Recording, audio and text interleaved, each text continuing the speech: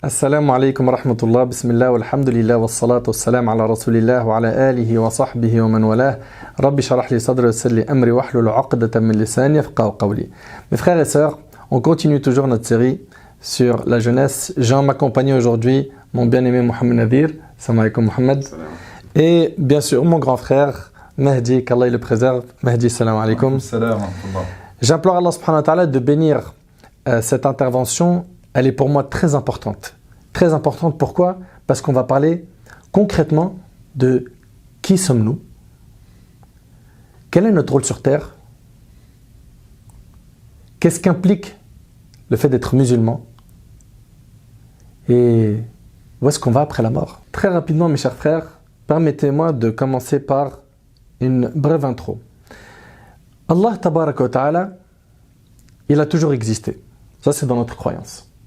Le prophète sallallahu alayhi wa sallam, il dit Allahumma anta al-awwal falaysa qablaka shay. Oh Allah, tu es le premier, il n'y a rien eu avant toi. Et il dit également alayhi salatu wa salam, Allah était et il n'y avait rien avant lui.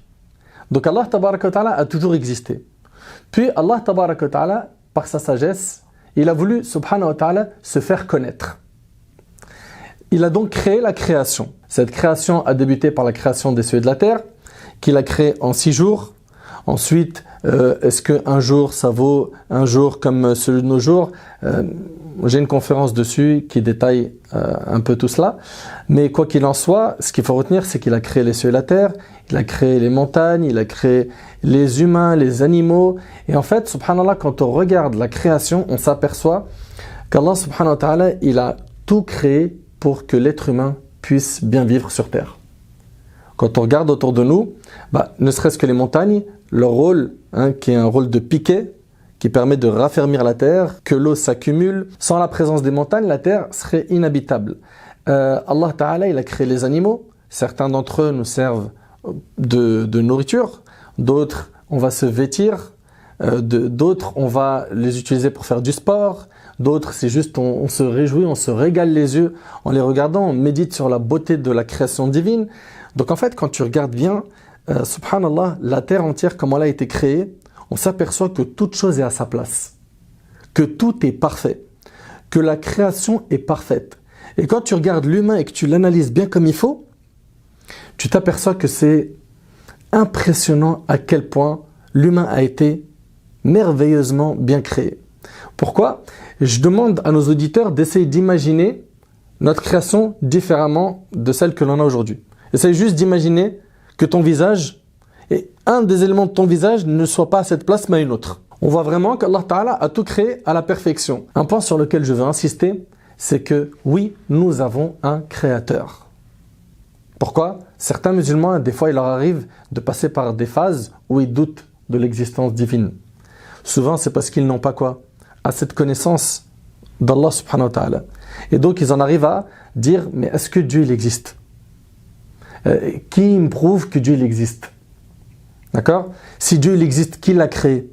Plein de questions comme ça existentielles qui sont hyper importantes. Très rapidement, Dieu, Allah subhanahu wa ta'ala, nous on dit Allah parce que Allah c'est la contraction de Al-Ilah, c'est la divinité la seule qui mérite d'être adorée.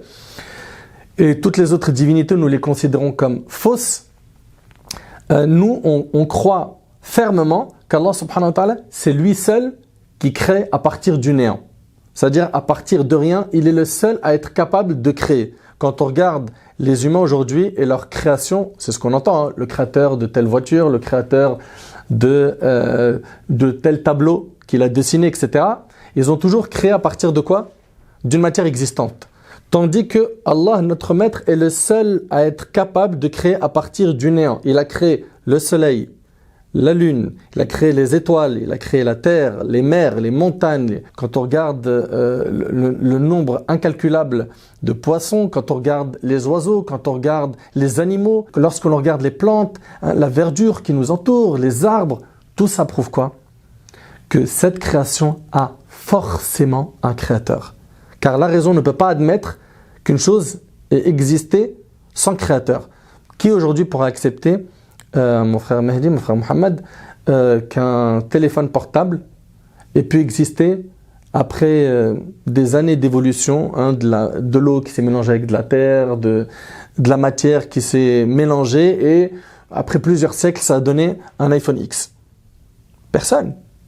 Personne, pourquoi? C'est tellement compliqué que pour nous, dans notre tête, il faut une intervention humaine. Pourquoi? Pour que ça puisse exister un jour. Eh bien, il en est de même. L'humain n'est pas venu à partir du néant. L'humain n'est pas venu par hasard.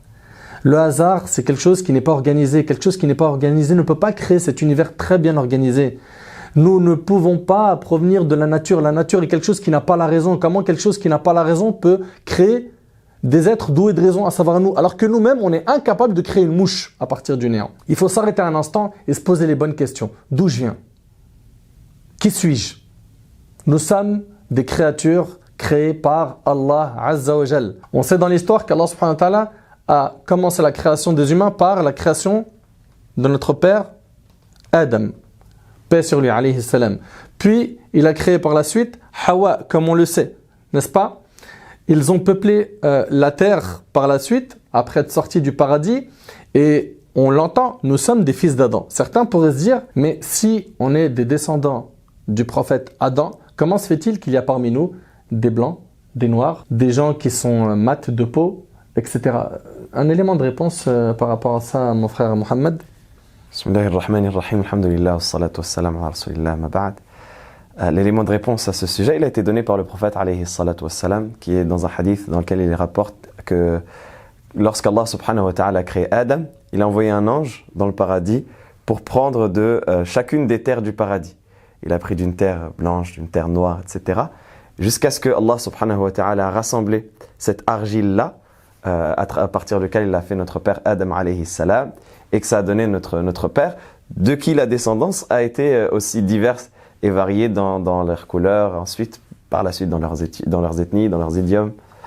Et même dans leur comportement, parce qu'on y voit que le prophète sallam, il nous dit qu'il y avait de la terre qui était dure et de la terre souple. Et c'est ce qui a donné les personnes qui sont dures de comportement, des personnes qui sont tristes, des personnes qui sont heureuses, des personnes qui sont sévères, des personnes qui sont plus douces. Effectivement, en fonction de la terre à partir de laquelle ils ont été créés. C'est exactement ça. Très bien. Donc, on voit bien que tout est très clair et très logique quand on aborde les questions existentielles. Avec quoi? Avec le livre d'Allah et la sunna du prophète alayhi salatu wassalam. On n'a pas été créé pour rien, mon frère Mehdi. On a un objectif sur terre. Allah subhanahu wa ta'ala, il l'a clarifié dans le Coran. Peux-tu nous rappeler cet objectif, barakallahu fik? Bismillah, salatu wassalam ala rasulillah wa ala alihi wa sahbihi wa man wala. Effectivement, on a un objectif, mais qui est difficilement cerné. On a du mal en fait à le trouver. Et là est tout le drame de la création et le drame de l'humanité. Et c'est pour ça, Nedr, qu'on est en train de faire cette vidéo-là, c'est pour recadrer les choses en fait et pour dire à nos petits frères et à nos petites sœurs qu'il faille faire un effort à un moment ou à un autre. J'écoute ton propos depuis tout à l'heure qui est véritablement d'une importance capitale. Tu nous mets, machallah, les bases d'une croyance qui parfois peut être vacillante lorsque nous sommes justement emportés parfois par les vagues du matérialisme ou par les choses qui vont être inhérentes à la vie de tous les jours, les problèmes, gagner son argent, les passions, toutes ces choses qui viennent nous frapper. Et donc ton propos, qui est bien entendu tiré du Coran et de la Sunna, pourrait avoir pâle figure devant justement l'importance du monde réel pour eux qui considèrent cela comme le monde réel. Allah Jalla fi'ala nous dit dans le Coran « وَمَا خَلَقْتُ الْجِنَّ وَالْإِنسَ إِلَّا لِيَعْبُدُونَ » Je n'ai créé les génies et les hommes que pour qu'ils m'adorent. Effectivement, c'est le but premier, à savoir que nous avons été créés avec un logiciel qui tend à vouer un culte à une entité suprême. Et malheureusement, tu remarques que ce logiciel qui est au plus profond de notre être, il va se retrouver galvaudé, il va se retrouver en fait brouillé par d'autres ondes qui sont véritablement négatives. Au lieu de vouer un culte au maître suprême des cieux et de la terre, Allah Jalla fi'ala, parce que c'est inné au plus profond de notre être, comme il nous dit le Nabi sallallahu alayhi wa sallam, kullu mawludun yuladu ala al-fitra, chaque individu va naître selon la saine nature, eh bien ce logiciel-là, il va être malheureusement atteint par un virus. Pourquoi? Il va commencer à adorer des grandes stars, des influenceurs, des joueurs de foot, il va adorer des passions. Tu me permets? Bien sûr. Le prophète sallam dit chaque nouveau-né naît selon la nature saine, puis ce sont ses parents qui font de lui un juif, un chrétien ou un zoroastrien. C'est-à-dire qu'on est prédisposé à reconnaître notre Seigneur, mais l'orientation de notre croyance, elle va en fait changer en fonction de qui l'oriente. Effectivement, mais il n'y a pas de déterminisme là-dedans, parce qu'on pourrait croire en fait que comme je suis né dans une famille juive, chrétienne ou zoroastre, eh bien j'ai plus le choix. Et donc, à un moment ou à un autre, je n'ai plus cette manière ou cette capacité de faire le choix. Or là, c'est faux, encore une fois. Parce que le premier des choix qu'on doit faire, avant tout, c'est déjà de prendre conscience qu'Allah Jalla fi'ala nous a créé avec ce logiciel. Et au début de Surat al-Baqarah, il va définir les croyants, ces termes qui sont très importants. C'est pour ça que c'est dramatique. Notre vie est dramatique, Nader. Mohamed Nadir, notre vie, elle est véritablement dramatique parce que nous sommes entre le drame et l'utopie. Quel est le drame? C'est de naître en sachant que nous sommes finis et qu'à un moment ou à un autre, nous allons quitter ce monde-là. Il est là, le drame. Mais l'utopie, c'est de pouvoir penser vivre éternellement. Et c'est ce qu'est fait Ibn Adam. Il pense s'accaparer des biens, il essaie toujours de gagner plus, d'avoir un maximum de réseaux, d'être de plus en plus influençable et d'avoir un maximum de personnes autour de lui. Mais ça, c'est l'utopie de la vie, parce que lorsqu'on écoute le tic-tac de notre horloge biologique, ça nous indique clairement que nous allons à la mort. Et qu'est-ce que nous dit Allah Jalla fi'ala pour définir le croyant? Il nous dit « Alladhina yu'minuna bil ghaib ». On ne pourra jamais prouver qu'Allah il existe d'un point de vue matériel. On ne pourra jamais prouver que l'âme existe, parce que c'est des choses en fait qui sont du domaine de l'invisible, comme nous l'a dit Allah. Par contre, quand on regarde la création, celle-ci implique forcément qu'elle a un créateur. Barakallahu fik, mais il est là le problème encore une fois. C'est que Allah Jalla fi'ala nous a demandé de faire un choix. Tout ça c'est invisible, l'âme on ne le voit pas, les djinns on ne les voit pas, les anges ne les voyons pas. Le jour du jugement dernier, tout ça c'est quelque chose d'abstrait. Le voir comment? Par les yeux, par les sens, par l'aspect matériel de notre corps. Mais Allah Jalla fi'ala nous a donné un secret pour pouvoir voir ces choses invisibles. Allah nous dit Am lahum qulubun ya'qiluna biha. N'ont-ils pas des cœurs avec lesquels ils vont réfléchir? Et lorsque tu vas réfléchir aux notions de bien, de mal, d'équité, le fait que tu n'aimes pas qu'on passe autrui, veux pour ton frère ce que tu veux pour toi-même, toutes ces choses qui sont inhérentes à la morale, à l'art, à la réflexion, eh bien ces choses-là, Nader, qu'on le veuille ou qu'on ne le veuille pas, c'est imprégné au fond de notre être. Et donc même si la personne elle peut gagner un maximum de bien-être, même si elle peut avoir les plus belles femmes, les plus belles voitures, les plus belles demeures terrestres, beaucoup malheureusement se retrouvent sous anxiolytiques, tristes. Ils se posent la question, mais quel est le but de mon existence? C'est simplement pour consommer? Mais c'est pas possible. Et c'est pour ça que tu les vois, malgré qu'ils ont tous les biens matériels qu'ils peuvent imaginer, ils vont quand même tomber en dépression, ils vont quand même se rechercher à un moment ou à un autre. Comme l'a très bien rappelé notre frère Mahdi, le prophète alayhi salatu wassalam nous dit Kullu mawludin yuladu ala al-fitra. Chaque être humain naît sur la fitra, sur la saine nature. Et qu'est-ce que c'est que cette fitra au final? Qu'est-ce que c'est que cette saine nature? Ça vient d'un pacte qu'on a fait avec Allah subhanahu wa ta'ala avant même notre présence sur terre. Ce pacte-là, Allah azza wa jalla nous le rappelle dans le verset de Surat Al-A'raf où il nous dit وَإِذْ أَخَذَ رَبُّكَ مِنْ بَنِي آدَمَ مِنْ ظُهُورِهِمْ ذُرِّيَّتَهُمْ وَأَشْهَدَهُمْ عَلَى أَنفُسِهِمْ أَلَسْتُ بِرَبِّكُمْ قَالُوا بَلَى شَهِدْنَا. Il dit lorsque ton Seigneur prit de la descendance de Adam, de sa descendance et l'exposa sur son dos en les faisant témoigner, ne suis-je pas votre Seigneur? Et on a tous témoigné. Bala shahidna. Certes, nous avons attesté. Et donc Allah subhanahu wa ta'ala, il a pris cet engagement-là à la genèse, au début de la création de l'être humain, avant même que l'on soit descendu sur terre, avant même que l'on connaisse la vie que l'on connaît aujourd'hui.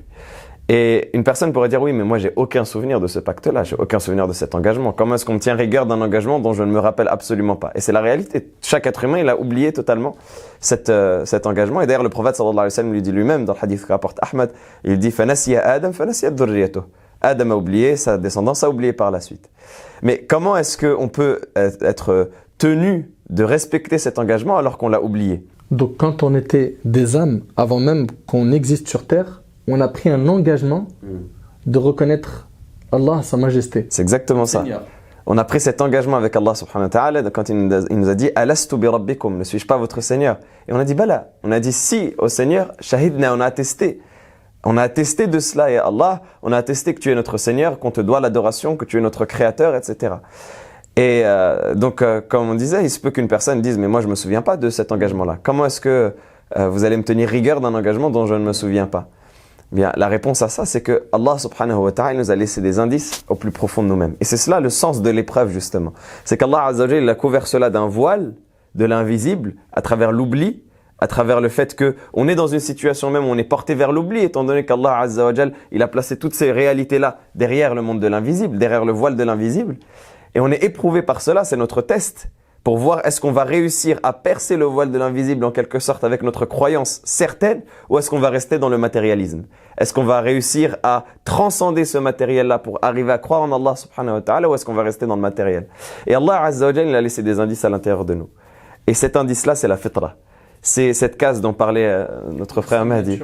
Exactement. C'est la saine nature, c'est cette case dont parlait notre frère Mahdi tout à l'heure, lorsque la personne, elle ressent au fond d'elle-même ce besoin intrinsèque d'adorer. À l'intérieur même d'elle, elle a ce besoin de se tourner vers un objet d'adoration, de se tourner vers quelque chose qu'elle adore. Et c'est pour cela que, subhanallah, dans la constitution même de l'être humain, il y a cette case-là qui reste et qui prend encore plus d'espace lorsque elle n'est pas remplie, lorsqu'elle n'est pas comblée, lorsque la personne elle ne trouve pas la réponse à ces questions existentielles que tu mentionnais tout à l'heure, Khinadr. Lorsque la personne elle est encore dans ce perpétuel questionnement où elle va chercher pourquoi est-ce que j'ai été créé, quel est mon but sur terre, quel est le rôle de ma création, est-ce que véritablement ma vie elle ne sert à rien, est-ce que véritablement j'ai été créé, je suis né pour vivre 60, 70 ans et ensuite mourir, finir à la retraite en légumes et finir dans ma tombe après 6 pieds sous terre rongé par les vers. Est-ce que c'est vraiment ça le but de ma création ou est-ce qu'il y a quelque chose derrière? Et à force de courir vers ces questions existentielles, si on n'arrive pas à remplir cette case-là, eh bien on se retrouve dans une situation de dépression profonde. On se retrouve dans une situation de profonde. Comme tu disais tout à l'heure, des gens qui prennent des anxiolytiques alors qu'ils ont tout. Ils ont tout le matériel. Tout est présent devant eux. Mais pourtant, ils sont là avec les antidépresseurs, ils sont là avec la dépression, avec les psychologues, les psychothérapeutes, etc. Pourquoi? Parce qu'ils n'arrivent pas à répondre à cette question existentielle qu'ils ont à l'intérieur d'eux. Parce que cette case-là, elle n'arrive pas à être remplie. Ils n'arrivent pas à remplir cette case qui est à l'intérieur d'eux. Alors que le croyant, lui, il a réussi à remplir cette case. Peut-être pas de manière parfaite, mais au moins il a trouvé la première brique. Il a trouvé le premier élément à mettre pour nourrir ce vide à l'intérieur de lui qui est Rabbi Allah. Mon Seigneur est Allah subhanahu wa ta'ala. Et le fait d'être satisfait d'Allah azza wa jal comme Seigneur, de Muhammad sallallahu alayhi wa sallam comme messager, de l'islam comme religion. Et c'est pour cela qu'on arrive à cette sérénité où le prophète sallallahu alayhi wa sallam il dit dans le hadith ذاق طعم الإيمان aura goûté à la saveur de la foi. من رضي بالله ربا وبالإسلام دينا وبمحمد صلى الله عليه وسلم نبيا, celui qui aura agréé Allah azza wa jal comme Seigneur, qui aura agréé le prophète Muhammad sallallahu alayhi wa sallam comme prophète et l'islam comme religion. Pourquoi ذاق طعم الإيمان? Pourquoi il aura goûté à la saveur de la foi? Parce qu'il sera arrivé à cette sérénité qui fera que ça y est, il a la réponse. Maintenant il n'y a plus qu'à. Il n'y a plus qu'à mettre en pratique. J'aimerais juste rajouter une chose. Tu as dit une chose très importante. Allah Azza wa Jal est quelque chose qui est complètement invisible à nos yeux et à l'aspect matériel de notre chose. Mais tu m'as dit, Mehdi, par la création, on peut effectivement constater qu'il y a un architecte suprême, Sa Majesté. Pourquoi vont-ils l'appeler architecte suprême? Justement pour ne pas mettre le nom d'Allah, Jalla fi'ula. Et tu verras des athées qui ne vont pas adorer Allah et qui disent « je n'ai pas besoin d'avoir un Dieu pour me sentir bien ». Or, tu as dit une chose très intéressante, c'est que lorsqu'on regarde la création, on se sent bien. Et il y a des personnes qui vont être dans les hautes tours de New York ou de Boston, ou vont peut-être souvent aller à Dubaï, mais ils vont voir en fait la civilisation humaine qui est belle, mais pour pouvoir se sentir bien, ils ont besoin d'un coucher du soleil, besoin d'aller à la montagne, besoin d'aller à la mer. Et donc, dans la création qu'Allah Jalla fi'ula a mis en place, qu'est-ce qu'il va sentir? Pas lui, mais comme il l'a dit, de manière intrinsèque, au plus très fond de son être, il va se sentir bien en constatant et en regardant, en observant, en analysant la création d'Allah Jalla fi'ula. Et donc, en regardant un coucher du soleil, en regardant, subhanallah, le bruit des vagues qui viennent justement frapper la falaise, ou simplement en voyant la naissance de son enfant, ou en tenant sa dulcinée qu'il aime, en marchant sur le bord de la plage, eh bien, il va sentir une sérénité incroyable. Et ça, il ne peut la sentir pourquoi? Que parce qu'il s'est mis en contact avec la création d'Allah Jalla fi'ula. Et donc, même s'il est athée, même s'il ne veut pas reconnaître son Seigneur Allah Jalla fi'ula, et qu'il appelle cela par autre chose, mais lorsqu'il est en symbiose avec la nature, avec l'environnement, avec la création de Sa Majesté Allah, eh bien là, il se sent apaisé. Et ça encore, ça fait appel à la fitra. Barakallahu fik, mon frère Mahdi. Moi, personnellement, je parle de moi-même, tu as vu, on est né dans une famille musulmane. Et on a eu ces questions existentielles. C'est-à-dire, à un moment donné, on a commencé à se dire, mais d'où est-ce que je viens? Est-ce que vraiment Allah, il existe? Tu sais, à un moment donné, tu te poses ces questions dans ton cheminement. Et je me rappelle qu'une question travaillait beaucoup l'esprit, c'était, mais si Allah, il existe, qui l'a créé? Sachant que tu nous dis depuis tout à l'heure que chaque création a un créateur. Cette question, tu vois, elle m'a pris la tête pendant un bon bout de temps.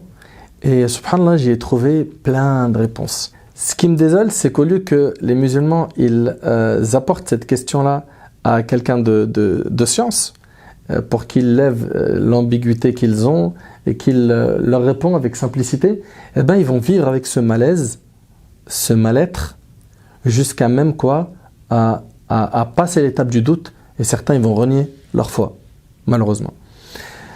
Cette question, subhanallah, si on doit y répondre de manière très simple, si on admet qu'il est possible qu'il y a un créateur du créateur, eh ben on part sur une réponse infinie. N'est-ce pas? Pourquoi? Par exemple, supposons que quelqu'un me répond, celui qui a créé Allah, c'est tel nom. D'accord? Il va me dire un nom. La logique c'est, ok, et tel nom qu'il a créé. S'il me dit, c'est tel autre nom, je dis ok, et tel autre nom qu'il a créé. Et on ne s'en sort plus. On se retrouve avec quoi? Avec une question infinie. Ça me rappelle aussi un exemple qui était très simple, donné par un prêcheur, subhanallah, qui disait, c'est comme si en fait, moi je voulais poser des jours de congé. Regarde, c'est un exemple très simple, dans mon travail, et qu'en fait, je vais voir mon manager, je dis voilà, je veux poser une semaine, il me dit pas de problème, mais va voir mon responsable. Et son responsable à lui, il dit pas de problème, mais va voir mon responsable. Et le responsable du responsable dit pas de problème, mais va voir mon responsable. Et que la chaîne, elle ne se termine pas. Est-ce qu'un jour, je vais prendre ma semaine? Jamais. De la même manière, s'il y avait eu cette possibilité qu'il y ait le créateur du créateur, l'univers n'aurait jamais existé. La raison humaine ne peut accepter qu'un seul créateur. Et puis, l'harmonie qui règne dans cet univers prouve qu'il n'y a qu'un seul créateur. Et ça, Newton et d'autres parmi les non-musulmans, ils attestent que l'univers, en fait, il est impressionnant. Il est impressionnant, tout est parfait. Donc, la raison n'accepte qu'un seul créateur. Tu me suis dit? Par rapport à ce que tu disais sur l'univers, une chose qui est très importante, c'est que pas la peine déjà d'être Einstein ou Newton ou un grand scientifique pour comprendre que dès que l'univers est composé de lois, que ce soit les atomes, les électrons ou toutes les lois qui sont dans l'univers, s'il y a une loi, c'est que ça s'appelle la physique, et s'il y a une physique, c'est qu'il y a une métaphysique. C'est-à-dire en fait qu'il ne peut pas y avoir des lois sans que quelqu'un ait mis ces lois-là. C'est peut-être un petit peu compliqué, mais dès qu'il y a une loi dans l'univers, tu vois, que ce soit la loi de la gravité, que ce soit la loi des trous noirs, toutes ces lois en fait qui sont inhérentes à notre univers, s'il y a des lois physiques, c'est que forcément il y a une métaphysique. Qui a mis ces lois en place? Barakallahu fik. Et puis, il ne peut pas y avoir deux capitaines dans un bateau. Comme on va dire un peu dans la mythologie grecque, chez eux il y a plusieurs divinités. Nous on sait qu'il ne peut pas y avoir deux capitaines dans un bateau. Et s'il y avait eu plus d'une divinité qui administrait, qui gérait l'univers, ça aurait été le désordre. Ça aurait été le désordre. La raison humaine n'accepte qu'un seul créateur. Mon frère Mohamed, tu vois, depuis tout à l'heure, on est en train de renforcer l'unicité dans la seigneurie. On est d'accord? C'est-à-dire que c'est Allah qui a tout créé, c'est Allah qui donne la vie, qui donne la mort, c'est Allah le pourvoyeur, c'est grâce à lui qu'on mange, c'est grâce à lui, d'accord, que tous les bienfaits proviennent de lui. Mais ça implique quelque chose. Ça implique quelque chose et c'est quelque chose qui est fondamental dans la réponse dont on parlait précédemment à la question existentielle. Ça implique au final la fonction de l'homme dans la vie d'ici-bas par rapport à ce créateur dont on a prouvé la seigneurie, dont on a prouvé les attributs de création, dont on a prouvé les attributs d'existence, les attributs d'omnipotence, de connaissance. La question qui vient, c'est pourquoi est-ce qu'il m'a créé? Pourquoi est-ce que j'ai été créé?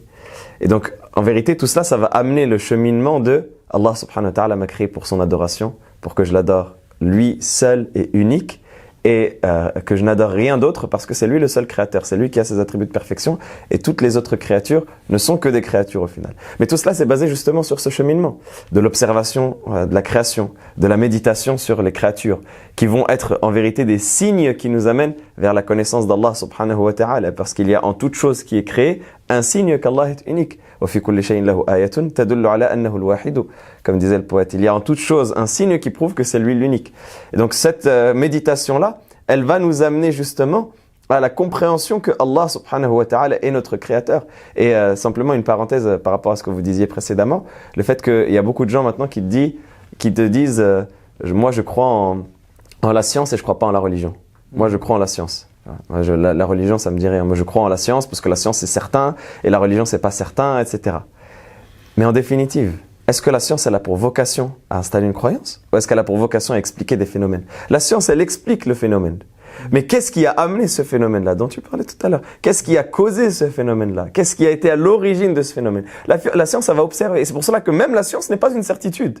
Même la science n'est pas une certitude. Combien il y a de positions que les savants et les scientifiques avaient et sur lesquelles ils ont rétropédalé même pendant des années la théorie de la relativité générale de Einstein, elle est venue des années après Newton, justement, la théorie de l'espace-temps, la dérive des continents, qui est venue après qu'il y ait un consensus du monde scientifique sur le fait que les continents n'ont pas dérivé. Ah non, il y a un savant qui est venu et qui a amené une contre-vérité. Et donc, en vérité, même la science, elle ne fait qu'observer. Elle ne fait qu'avoir cette position-là que tout croyant doit avoir. C'est-à-dire que nous, en tant que croyants, en tant que musulmans, on doit croire en la science dans le sens où on doit observer la science, mais parce que la science n'est pas une croyance au final, c'est une observation. C'est-à-dire nous, en tant que croyants, on a cet outil de la science sur lequel on se repose parce qu'il nous amène vers la connaissance d'Allah subhanahu wa ta'ala. Parce qu'en vérité, quand tu regardes même un reportage sur la création de l'univers, sur la création de l'être humain, qu'est-ce que tu dis en premier? Subhanallah, gloire à Allah. Parce que ça t'amène la connaissance d'Allah subhanahu wa ta'ala, le Seigneur. L'islam contredit la science? Justement, l'islam ne contredit absolument pas la science. Les savants musulmans étaient des grands scientifiques et ça c'est un des arguments qu'on sort à chaque fois, mais parce que c'est un argument qui est criant de vérité. Et évidemment que l'islam ne contredit pas la science, étant donné que, de par l'essence, ils ne sont pas antinomiques. Au contraire, ils sont dans une démarche où l'islam nous appelle vers la science. Allah subhanahu wa ta'ala nous appelle vers tadabbur, il nous appelle à tafakkur, il nous appelle à méditer, à réfléchir, à faire preuve de raison et de raisonnement par rapport à tout ce qu'il y a autour.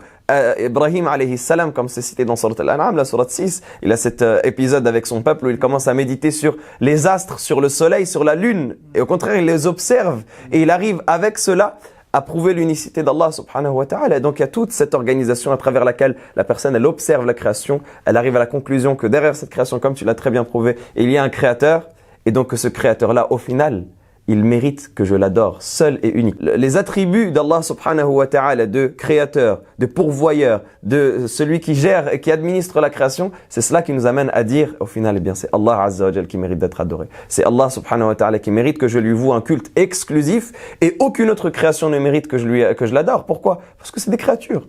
Parce que c'est des créatures qui ont été créées par le créateur.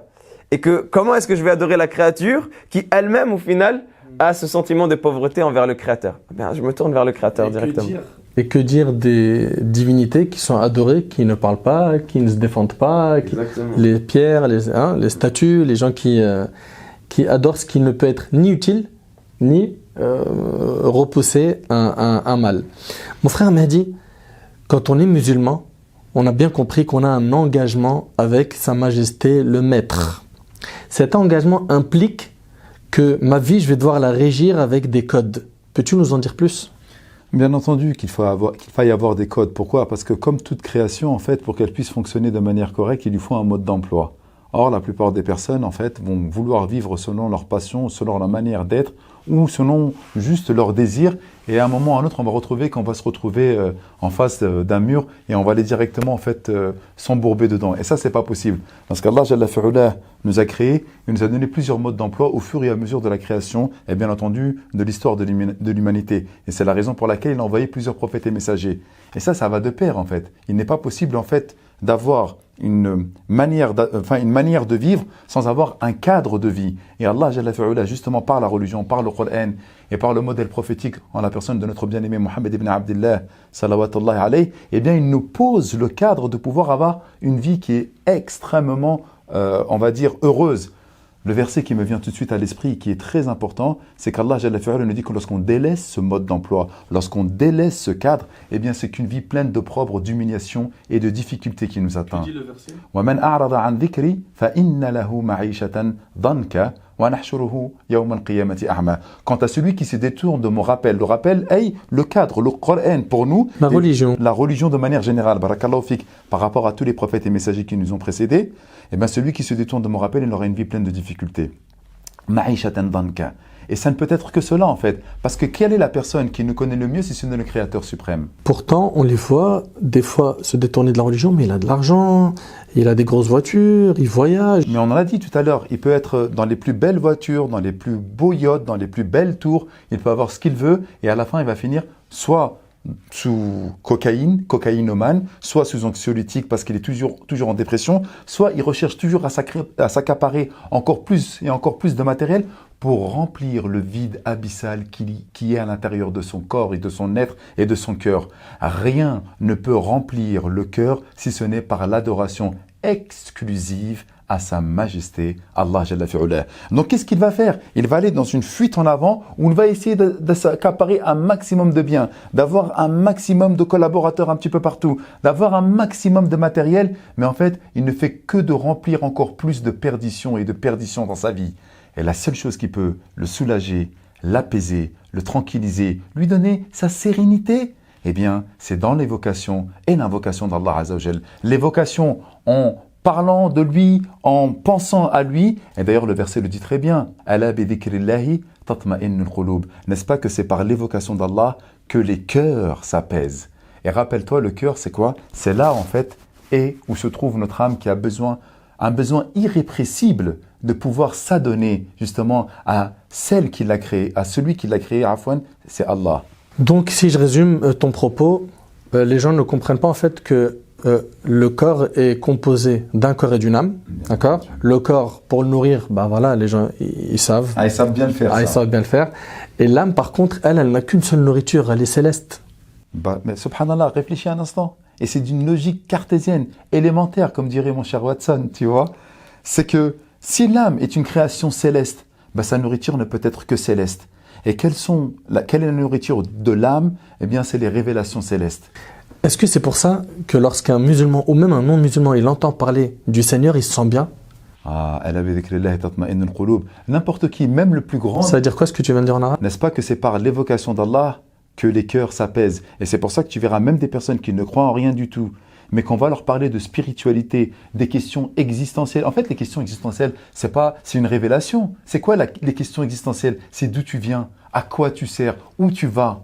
C'est ça les questions existentielles. Et à un moment ou à un autre, tu peux t'amuser, jouir de la vie d'ici-bas et matériellement parlant, ça ne remplira jamais ce vide abyssal qui est en toi. Très bien. Les gens donc, il faut qu'ils comprennent qu'on est sur Terre, il y a un objectif. Cet objectif, il nous est parvenu par le biais des messagers que notre Seigneur il a envoyés à différentes communautés. Ils ont eu des miracles pour prouver leur prophétie. D'accord? Ils ont eu des messages divins qu'ils ont fait connaître à leur communauté pour qu'ils puissent se rapprocher justement de ce que attend de nous notre Seigneur Allah et comment s'écarter de sa colère. Mon frère Mohammed, il y a des gens qui disent ok, donc nous on est créés sur terre, Allah il connaît tout, d'accord? Il a une science qui n'a pas été précédée par une ignorance. Alors que nous, c'est notre cas. Allah Ta'ala il dit Wallahu akhrajakum min butuni ummahatikum la ta'lamuna shay'a. Allah vous a fait sortir du ventre de vos mères, vous ne connaissez rien. On a commencé les premiers mots, on marchait, on tombait, jusqu'à ce qu'on est devenu des cadres pour certains, des gens qui gèrent, machallah, des grosses boîtes où il y a des centaines de personnes. Allah subhanahu wa ta'ala, on sait qu'il a toujours eu une connaissance qui est complète de toutes choses, n'est-ce pas? Et certains se disent, mais si Allah subhanahu wa ta'ala sait tout, c'est qu'il sait d'avance si on va aller au paradis ou en enfer. N'est-ce pas? Et si c'est vraiment le cas, mais à quoi il sert notre passage sur terre si finalement il sait déjà que je vais aller au paradis ou en enfer? Que je me retrouve direct là-bas, puis c'est tout. Allah subhanahu wa ta'ala nous a créés dans la vie d'ici-bas en nous plaçant dans ce monde-là pour qu'on l'adore. Allah Azza wa Jalla a dit « Wa ma khalaqtul jinna wal insa illa liya'budun » Je n'ai créé les djinns et les hommes que pour qu'ils m'adorent. Mais Allah Azza wa Jal, c'est notre créateur. Il a les attributs de perfection. Et donc parmi ces attributs de perfection, il y a la connaissance parfaite. Allah subhanahu wa ta'ala, il sait toutes choses. Il connaît le passé, le présent, le futur. Et il sait le cacher, ce qui est plus secret encore. Ya'lamu sirra wa akhfa. Et Allah subhanahu wa ta'ala, il a la volonté parfaite. Allah subhanahu wa ta'ala, il est fa'alu lima yurid. Il est celui qui fait ce qu'il veut. Il a décidé de toutes choses. Il n'y a rien dans le royaume d'Allah Azza wa Jal qui ne soit survenu, que ce soit dans l'éternité, dans le passé ou dans le futur, qui surviendra sans la volonté d'Allah subhanahu wa ta'ala. Tout est décidé par Allah Azza wa Jal. Et donc on a ces deux aspects-là. On a l'aspect, premièrement, des attributs d'Allah Azza wa Jal qui sont à la perfection. On a l'aspect du libre arbitre de l'être humain qu'Allah subhanahu wa ta'ala a placé à la personne pour qu'elle décide sur ses actions. Et donc il faut voir ça en vérité comme une sorte de cloche, une sorte de bulle qui est autour de la personne. La personne, elle a son libre arbitre dans le périmètre qui est le sien. Et au final, tout cela est surplombé par la volonté divine d'Allah subhanahu wa ta'ala, qui est celui qui décide, et ensuite l'être humain, il oriente cette volonté-là d'Allah subhanahu wa ta'ala en fonction de sa situation. Mais en définitive, la question qui nous intéresse, ce n'est pas de philosopher sur le pourquoi du comment, c'est ta réalité à toi. toi, par rapport à toi-même, est-ce que tu as un regard sur tes actes ou pas? Ou est-ce que tu es enchaîné comme cela et on te dit va à droite, tu vas à droite et va à gauche, tu vas à gauche? Là, si tout de suite. C'est comme il disait l'autre frère, ouais, je ne prierai que lorsqu'Allah décidera. Ou je reviendrai à Allah que lorsqu'Allah, parce que c'est écrit, c'est Maktoub. Exactement. Bah, qui te dit qu'Allah, il n'a pas décidé que tu pries? Allah, il a décidé que tu pries. Vas-y maintenant, lève-toi et prie. Si ce n'est le fait que toi, à l'intérieur de toi, tu ne veux pas.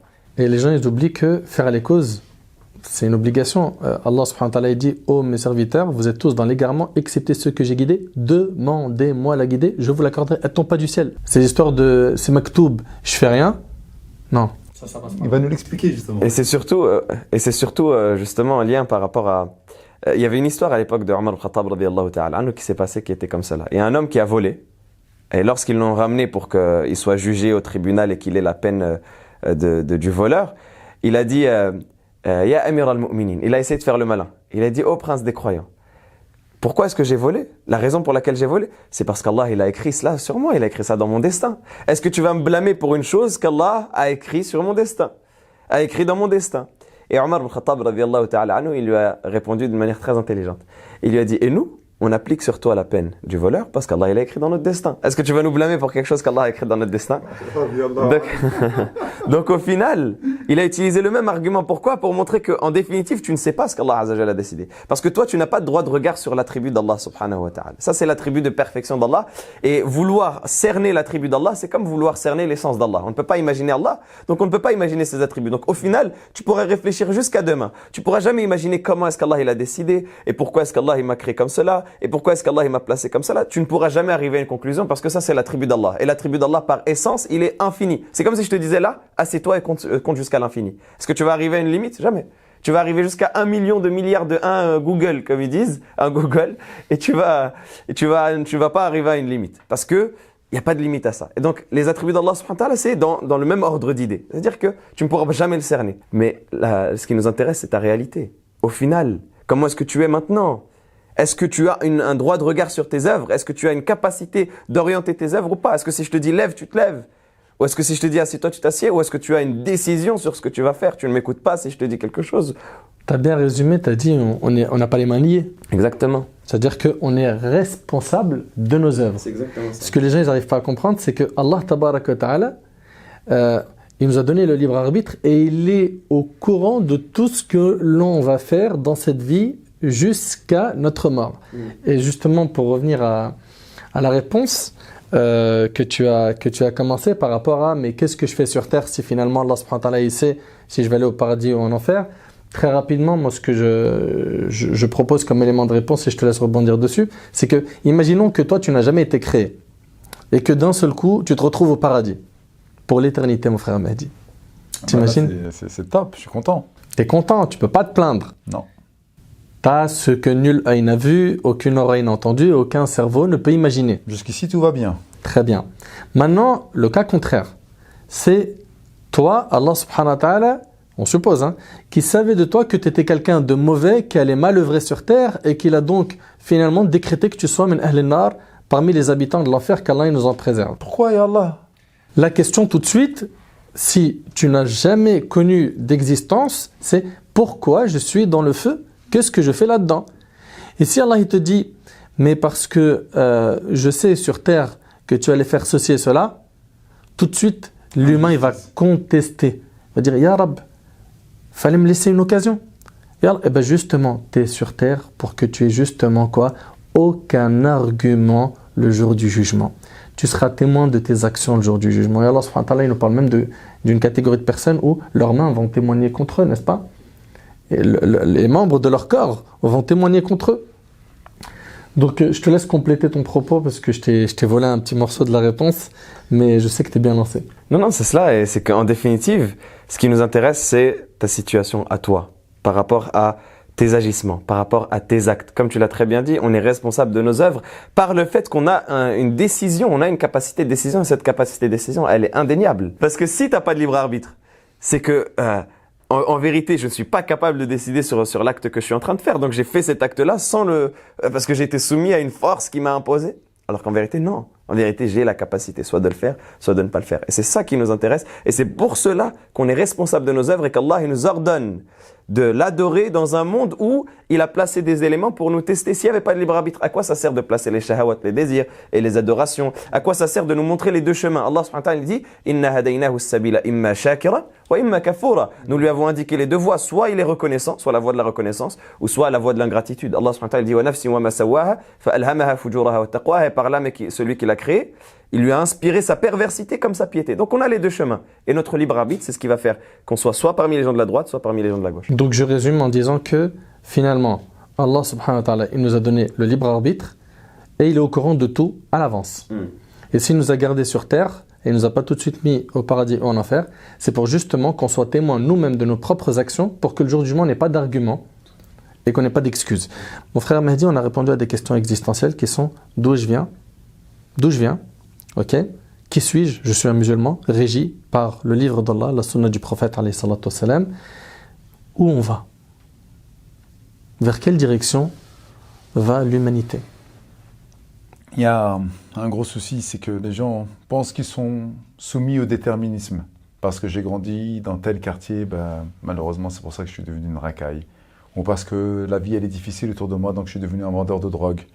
Ou parce que j'ai grandi dans une famille de Français, c'est pour ça que je n'ai pas connu Allah Azza wa Jal. On nous parle de déterminisme. Le déterminisme, c'est en fait qu'on est déterminé par l'environnement dans lequel on est né et dans lequel on a grandi. D'accord? À partir de là, il y en a qui vont prendre des excuses par rapport à ça, parce qu'à un moment ou à un autre, il faut qu'on regarde le bien et le mal que nous sommes en train de faire. Parce que chaque action que tu vas faire de bien, dans la croyance la plus authentique, de manière générale des croyants, peu importe qu'ils soient musulmans, juifs, etc., il va y avoir soit une félicité éternelle ou bien une damnation éternelle. C'est forcément l'une ou l'autre des choses. Pourquoi? Parce qu'il y a cette notion de bien qui est au plus profond de notre être, comme cette notion de mal. N'importe qui, celui qui est perdu même dans la forêt amazonienne, il a une notion de bien et une notion de mal. Et on revient toujours en fait à ce sujet initial qu'on a un logiciel qui est le Fitra, qui est notre âme, qui sait ce qui est bien, qui sait ce qui est mal. Mais le déterminisme va nous poser des problèmes. Et pourquoi? Parce que la plupart des personnes, et permettez-moi de vulgariser un petit peu ce que nous sommes en train de dire depuis tout à l'heure, c'est qu'ils vont dire oui, mais c'est pas de ma faute. Ils vont se donner des excuses. Ils vont trouver des raisons en fait aux mauvais choix qu'ils ont fait de leur vie. Et donc, pourquoi je suis comme ça? Allah, dans sa sagesse infinie, nous a donné plusieurs exemples et un argumentaire fort dans le Coran pour nous montrer en fait la mauvaise analyse de cette situation. Lorsque on regarde Sayyidina Ibrahim alayhi salam qui a grandi avec un père qui était quelqu'un qui façonnait les idoles de terre et d'argile. Et lui, il a grandi mouahad. Il a fait un choix de ne pas suivre son peuple et son propre père, qui lui a dit même, attention, je vais te lapider si tu ne me laisses pas tranquille. Lorsque tu regardes les enfants de Yaqub, Jacob, les méfaits qu'ils ont fait à l'encontre de leur frère Youssef, il y en a même qui voulaient intenter à sa vie. Et ils ont eu la meilleure des éducations, une éducation prophétique. Eh bien, malgré cela, ils ont fait le choix de faire du mal à leur frère. Pareil pour le fils de Nour, qui était un prophète qui faisait partie de Ulul Azm, des 5 meilleurs prophètes et messagers. Eh bien, ce fils-là n'a pas voulu suivre son père alors qu'il a eu la meilleure des éducations. Pourquoi ces exemples-là, en fait? Pour dire, en fait, à nos frères et à nos sœurs qui ne veulent pas comprendre à un moment ou à un autre que parce que j'ai grandi en France, ou parce que j'ai grandi à la cité, ou parce que j'ai grandi dans un environnement qui allait faire en sorte que je vais tendre dans le haram et dans le mal. Non! Tu n'as aucun argumentaire. Ne te cherche pas des excuses. Lorsque nous écoutons des personnes qui s'appellent Vincent, Thomas, Mélanie, Élodie, etc., qui ont grandi dans un environnement qui était complètement contraire à ce qu'on pourrait imaginer de l'islam et des musulmans, et qu'ils ont fait le choix, en faisant une introspection à leur être, de dire voilà, à un moment ou à un autre, je vais mourir et où je vais aller après la mort. Parce que c'est ça ta question initiale. Et bien cette question, en fait, c'est quoi le paradis, c'est quoi l'enfer, ma foi, Nader? C'est juste en fait un résultat. Mais cette question, elle est primordiale pour se donner en fait un minhaj de vie, une voie dans notre vie. Donc cette manière de voir les choses va nous permettre justement d'alimenter notre foi et d'alimenter cette question existentielle. Tout ça, pourquoi en fait? C'est qu'il y a forcément une fin inéluctable. D'ailleurs, Allah subhanahu wa ta'ala, il dit à son prophète Muhammad sallallahu alayhi wa abud rabbaka hatta ya'tiyaka al-yaqin, et adore ton Seigneur jusqu'à ce que la certitude te parvienne. Il n'a même pas appelé la mort parce que de manière certaine nous allons mourir. Et donc le pédophile qui a violé, ou la personne qui a fait du mal, ou celle qui a spolié, ou celle qui a tué, ou celle qui a calomnié, alors que l'autre qui a fait du bien, ils vont mourir et ça va être exactement pareil. Même l'enfant, le bébé, il ne pourrait pas comprendre cette injustice. Parce que tu lui prends son jouet, il dira non, c'est à mon jouet, ça m'appartient. Donc il a une notion de justice divine. Mais cette notion de justice divine émane de tout notre être. On cherche la justice. Si je te fais du mal, si je te vole, ou si je t'insulte, etc., tu vas sentir une injustice. C'est au plus profond de notre être, et peu importe les origines, les races ou les religions. Tout le monde le comprend, ça. Le gros souci, c'est quoi? C'est qu'on est en train de jouer notre éternité. Ça, c'est pas possible. Mais ils comprennent pas, les gens, que c'est pas une petite peine, c'est l'éternité. Et il y en a qui vont dire, mais subhanallah, même si j'ai fait du mal pendant 70 ans, pourquoi je me retrouve pour l'éternité à être dans le feu de l'enfer? Mais c'est injuste. Donne-moi une peine de 70 ans si tu veux, une peine de 140 ans si tu veux, mais pas la peine de l'éternité. C'est pas normal, cette chose-là. Eh bien, il est là le drame de la vie. C'est pour ça que je parle que notre vie, elle est dramatique. C'est que, comme il a dit Ibn al-Uthaymin, rahimahullah, Sheikhuna Ibn al-Uthaymin, rahimahullah, il a dit en fait que justement cette question de réminiscence, parce que depuis tout à l'heure c'est de réminiscence qu'on parle, parce que tu avais évoqué Mohamed Nadir, lorsque nous étions à l'état d'âme, dans le monde des âmes, et qu'on nous avons répondu, lorsqu'Allah nous a posé la question, Alastu bi rabbikum qulna bala, nous avons dit Ya Allah, bien sûr, oui, nous attestons de cela sans problème. Eh bien, on va revenir, Allah il va te faire revenir sur terre, il va te donner une deuxième chance. Mais dans cette deuxième chance, qu'est-ce que tu vas faire? Tu vas refaire les mêmes choix. Il va te donner une troisième chance et tu vas refaire les mêmes choix. Pourquoi? Parce que tu n'es pas au courant de ce qui se passe derrière. Et donc, à un moment ou à un autre, ce que nous sommes en train de faire, parce que c'est one shot, comme ils disent les Anglais, c'est qu'un essai. T'en as pas deux, t'en as pas trois. C'est un seul essai qui va jouer toute ton éternité, soit dans le bonheur absolu, dans la félicité éternelle, dans l'agrément de Dieu, dans le paradis éternel, ou soit dans la damnation et dans les flammes. Et ça, les gens, il faut absolument qu'ils le comprennent. Mon frère Mohamed, un mot pour conclure, Inch'Allah, sur où est-ce qu'on va. On a une vie qui est bornée par un début et par une fin. On a une vie dans laquelle on a la date de notre existence qui a marqué notre apparition sur Terre, et on a notre date de fin qui est inéluctable. C'est une fatalité qui va nous arriver. Allah subhanahu wa ta'ala dit « Kullu nafsin dha'iqatul maut » Toute âme goûtera à la mort. Et donc si on comprend qu'on a un début, qu'on a une fin, et que notre vie elle est limitée en termes de temps, que chaque jour que l'on passe, il ne reviendra jamais. Que chaque heure que l'on consomme, elle ne réapparaîtra jamais. Que chaque minute que l'on dépasse, elle ne reviendra jamais. Eh bien, on comprend que c'est maintenant qu'il faut agir pour préparer quelque chose qui viendra après la mort, qui est éternel. Qu'est-ce que c'est que cette chose-là qui est éternelle? C'est le fait que Allah subhanahu wa ta'ala, il ressuscitera toute l'humanité pour les juger sur leurs œuvres. Et c'est le summum de la justice. Et il faut se dire que la véritable justice, ici, il n'y a pas de justice. Ici, ce n'est pas la demeure de justice. Ici, c'est la demeure dans laquelle le tyrannique peut faire sa tyrannie parce que Allah subhanahu wa ta'ala yumli lahum. Parce qu'Allah subhanahu wa ta'ala, il les laisse vivre. Allah subhanahu wa ta'ala, il dit wa umli lahum inna kaydi matin. Je les laisse vivre, je les laisse perdurer dans leur égarement parce que ma stratégie, elle est solide derrière. Allah subhanahu wa ta'ala dit sanastadrijuhum min haythu la ya'lamun. Nous allons les faire glisser encore et encore de là où ils ne savent pas. L'istidraj. Et donc Allah subhanahu wa ta'ala ici, il n'établit pas la justice. Mais Allah azza wa jalla nous le dit. Quand est-ce qu'il établit la justice? Maliki yawmiddin. Le maître et le roi du jour des comptes. C'est le jour des comptes et le jour de la résurrection, le jour où yawma yaqumun nasu li rabbil alamin, le jour où l'humanité se lèvera devant le Seigneur des univers, devant le Seigneur des mondes. Exactement. Ils se tiendront debout devant leur Seigneur, waqifuhum innahum mas'ulun, et ordonnez-leur de se tenir debout parce que ils seront questionnés sur leurs œuvres. C'est ce jour-là où Allah subhanahu wa ta'ala va établir le jugement et où Allah subhanahu wa ta'ala va juger chaque être, chaque âme sur ce qu'elle aura acquis. C'est à ce moment-là où il y aura le jugement et la justice divine qui va s'appliquer. C'est ce qu'Allah azza wa jalla nous dit. Kullu nafsin dha'iqatul maut wa innama tuwaffawna ujurakum yawm al-qiyamah. Mais vous ne recevrez vos rétributions que wa innama tuwaffawna ujurakum yawm al-qiyamah. Vous ne recevrez vos rétributions que yawm al-qiyamah, que le jour de la résurrection. Faman zuhziha 'anil nar. Celui qui est écarté de l'enfer, wa udkhila al-jannah, qui est rentré au paradis, faqad faz. C'est celui-là qui aura réussi. Wa mal hayatud dunya illa mata'ul ghurur. Et la vie d'ici-bas n'est que jouissance trompeuse. C'est une tromperie. C'est faux. Et la réalité, c'est la vie de l'au-delà, qui est la vie éternelle. C'est cela la réalité. Et donc, à nous d'œuvrer en conséquence pour mériter de faire partie de ceux qui seront écartés de l'enfer et rentrer au paradis en demandant à Allah subhanahu wa ta'ala d'avoir le privilège de faire partie d'eux. Donc je résume ton propos en disant que en fait on est sur terre pour préparer l'autre vie. Exactement. Et beaucoup d'entre nous ils se loupent en fait. Exactement. Ils se loupent, ils se perdent. Leurs objectifs sont très flous jusqu'au moment où la mort frappera. Allah subhanahu wa ta'ala nous dit dans le Coran hatta idha ja'a ahaduhumul maut qala rabbi irji'un la'alli a'malu salihan fima tarakt. La réponse de la part d'Allah kalla. Jusqu'à ce que la mort frappe l'un d'eux et qu'il dit Seigneur, fais-moi revenir sur terre afin que j'œuvre dans le bien, dans ce que j'ai délaissé. C'est-à-dire, Ya Rab, prends pas mon âme tout de suite, prolonge ma vie, je veux juste me racheter, faire quelques prières. Ya Rab, je veux pas mourir maintenant, j'aimerais juste réparer mes injustices commises. Ya Allah, facilite-moi juste de vivre encore un seul jour, 24 heures, je répare tout, je corrige tout, je prie, je demande pardon, je me repens. La réponse d'Allah sera Kalla. Non, c'est terminé. Vous l'avez si bien signalé depuis tout à l'heure, on connaît notre date de naissance, mais on ne connaît pas notre date de mort. Et le croyant intelligent est celui qui garde en tête qu'il peut mourir à n'importe quel moment. Et que dès qu'il meurt, ça y est, tout s'interrompt. Il ne peut plus rien rajouter. Et il va faire voyager son âme un long voyage, le voyage du barzakh, de la tombe. Puis après, il sera tenu debout devant son Seigneur. Il aura ensuite sa rétribution. Soit il sera au paradis, soit il sera en enfer. L'affaire, elle est hyper importante. C'est pas de la blague. La jeunesse, réveillez-vous, repentez-vous. Vous êtes des musulmans. Vous savez d'où vous venez. Vous savez qui vous êtes maintenant. Vous savez où vous allez. J'implore Allah subhanahu wa ta'ala que ces paroles trouvent une place dans votre cœur. J'implore Allah tabarak wa ta'ala de guider nos frères et nos sœurs.